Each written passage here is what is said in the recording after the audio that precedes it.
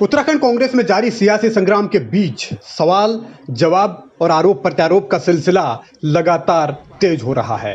हरीश रावत और प्रीतम सिंह के बीच जुबानी जंग जब चल रही है तो प्रीतम सिंह ने हरदा के पुराने जख्म कुरेदे हैं और गंभीर घाव करने की कोशिश की है।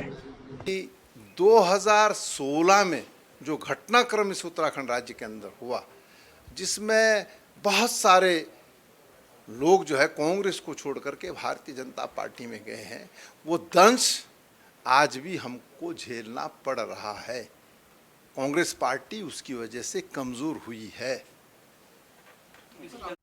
प्रीतम सिंह ने नाम भले ही न लिया हो, लेकिन इशारों ही इशारों में उन्होंने 2016 में कांग्रेस के भीतर हुई बगावत के लिए हरदा को ही कसूरवार ठहराने की कोशिश की। लेकिन सियासत यहां थम नहीं जाती, यहां से सियासत का नया संग्राम शुरू होता है। हरीश रावत जब निशाने पर हैं कांग्रेस के ही नेताओं के, तो अब उनके जवाब भी कुछ अलग तरीके के हैं।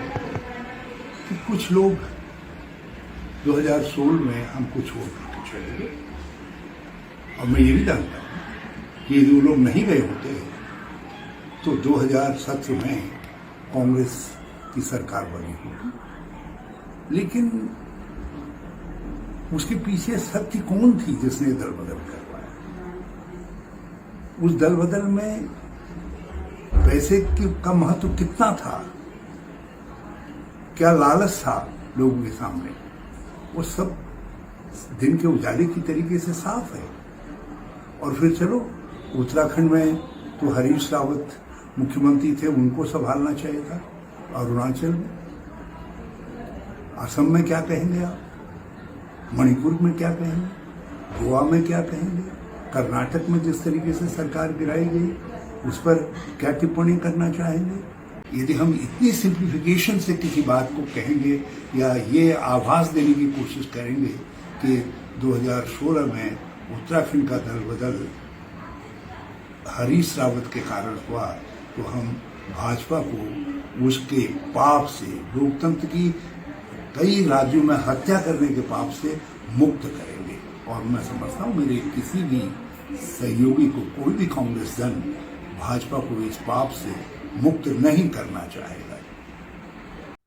हरीश रावत ने भी नाम लिए बिना प्रीतम सिंह पर बीजेपी को फायदा पहुंचाने का आरोप लगा दिया।